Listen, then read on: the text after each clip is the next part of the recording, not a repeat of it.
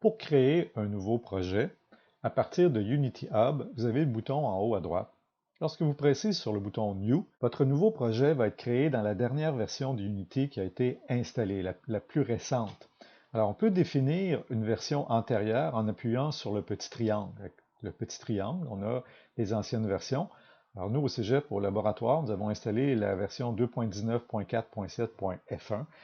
Il y a des nouvelles versions depuis. Alors, pour les projets d'école, il faut vraiment utiliser cette version-là pour créer un nouveau projet. On appuie ici et on va pouvoir définir par la suite le répertoire dans lequel va être sauvegardé les fichiers du répertoire. Lorsqu'on a un projet qui nécessite d'être transposé dans une version différente de Unity que celle dans laquelle il a été créé, donc je peux voir ici que ce projet a été créé dans Unity, la version 2.19.4.7.f1. Si je voulais utiliser une version différente, je pourrais la définir ici. Mais il y a un risque. À chaque fois qu'on convertit un projet de version, on peut avoir des composantes qui ne sont plus compatibles, qui sont plus fonctionnelles, particulièrement ce qui est associé à des scripts, à l'interactivité.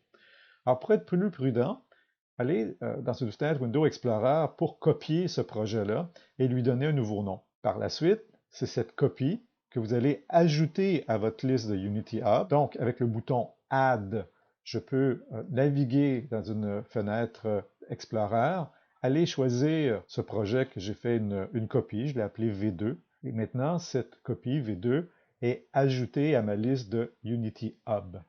Alors, je peux maintenant appuyer ici pour l'ouvrir dans une version différente. Il va le convertir, il va m'avertir qu'il y a un danger, mais si jamais j'ai des choses qui ne fonctionnent plus, je sais que je peux revenir au précédent. Une fois que quelque chose ne fonctionne pas, que je veux m'en débarrasser, je peux supprimer mon disque dur et je peux faire le ménage ici dans Unity Hub en l'effaçant de ma liste. Alors, quand j'utilise Remove from List, ça ne l'efface pas du disque dur, ça fait simplement l'enlever de la liste ici. Il faut être prudent avec les projets Unity parce que lorsqu'on travaille dans notre projet, il y a souvent des choses qui sont changées sans même par la suite qu'on ait à sauvegarder la scène ou sauvegarder le projet.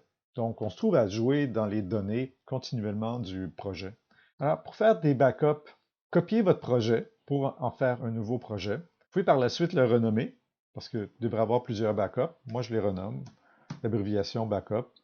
Naturellement, en français, on appelle ça des copies de sécurité. Plutôt que d'écrire la date, parce que la date va apparaître dans mes fenêtres de Windows Explorer, je préfère mettre la raison de cette copie de sécurité-là. Alors, je peux écrire mise en scène. Et je vais entrer dans mon projet avant de le compresser pour supprimer le répertoire librairie. Le répertoire librairie prend un espace quand même assez important habituellement dans le projet, puis est inutile parce qu'il va être régénéré à la première ouverture avec Unity.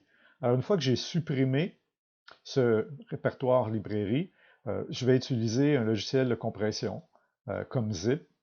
Ça va diminuer l'espace prise et je vais supprimer le document original.